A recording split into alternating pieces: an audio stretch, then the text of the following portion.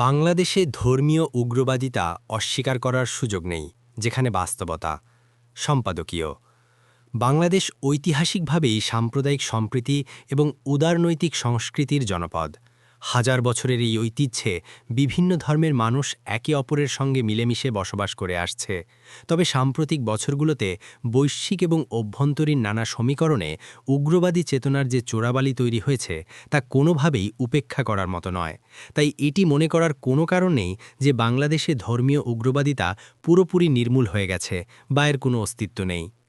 উগ্রবাদিতার পরিবর্তিত রূপ। বিগত কয়েক দশকে উগ্রবাদিতার ধরন ও পদ্ধতিতে ব্যাপক পরিবর্তন এসেছে। একসময়ের দৃশ্যমান সাংগঠনিক তৎপরতা এখন অনেকটা স্লিপার সেল বা অনলাইন ভিত্তিক প্রচারণায় রূপ নিয়েছে। প্রযুক্তির অপব্যবহার করে উগ্রবাদী গোষ্ঠীগুলো তরুণ প্রজন্মের একটি অংশকে লক্ষ্য করে বিভ্রান্তিকর তথ্য ও চরমপন্থী আদর্শ ছড়িয়ে দিচ্ছে। সামাজিক যোগাযোগ মাধ্যম এখন এই মতাদর্শ প্রসারের অন্যতম প্রধান ক্ষেত্র হয়ে দাঁড়িয়েছে। কেন একে অস্বীকার করা ঝুঁকিপূর্ণ?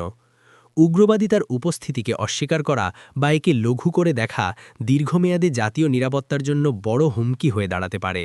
কয়েকটি কারণে এই বিষয়ে আমাদের সতর্ক থাকা জরুরি। অনলাইন র্যাডিক্যালাইজেশন।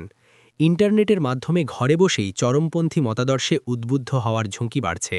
এটি নিয়ন্ত্রণে কেবল নজরদারি যথেষ্ট নয়, বরং পাল্টা গঠনমূলক বয়ান বা কাউন্টার ন্যারেটিভ তৈরি করা প্রয়োজন। আর্থসামাজিক প্রেক্ষাপট। অনেক সময় বেকারত্ব, সামাজিক বৈষম্য বা রাজনৈতিক অস্থিরতাকে পুঁজি করে উগ্রবাদী গোষ্ঠীগুলো সাধারণ মানুষকে প্ররোচিত করে। ভৌগোলিক ও বৈশ্বিক প্রভাব।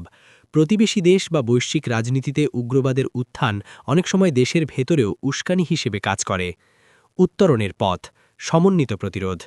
ধর্মীয় উগ্রবাদিতা কেবল আইন শৃঙ্খলা রক্ষাকারী বাহিনী দিয়ে দমন করা সম্ভব নয়, এটি একটি আদর্শিক লড়াই। এর জন্য প্রয়োজন সামাজিক ও সাংস্কৃতিক প্রতিরোধ। ১. পারিবারিক ও সামাজিক সজাগতা। সন্তানদের আচরণ বা ইন্টারনেটে তাদের গতিবিধির ওপর অভিভাবকদের সজাগ দৃষ্টি রাখা প্রয়োজন। ২. শিক্ষার ভূমিকা। পাঠ্যপুস্তকে ও শিক্ষা প্রতিষ্ঠানে সহনশীলতা, অন্য ধর্মের প্রতি শ্রদ্ধা এবং সঠিক ধর্মীয় মূল্যবোধ চর্চার সুযোগ বাড়াতে হবে। ৩. আলেম সমাজের দায়িত্ব। প্রকৃত ধর্মীয় জ্ঞান প্রচার এবং উগ্রবাদের বিরুদ্ধে ইসলামের শান্তির বাণী সাধারণ মানুষের কাছে পৌঁছে দিতে আলেম ও ওলামায়ে কেরামদের অগ্রণী ভূমিকা পালন করতে হবে। ৪. সাংস্কৃতিক জাগরণ। পাড়ায় পাড়ায় পাঠাগার গড়ে তোলা, খেলাধুলা এবং সুস্থ সাংস্কৃতিক চর্চা তরুণদের বিপদগামিতা থেকে রক্ষা করতে পারে।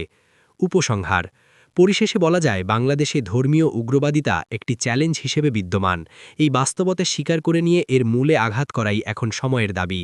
শান্তি ও সম্প্রীতির যে ঐতিহ্য আমাদের অহংকার, তাকে রক্ষা করতে হলে উগ্রবাদের সামান্যতম উপস্থিতিও অবহেলা করার সুযোগ নেই।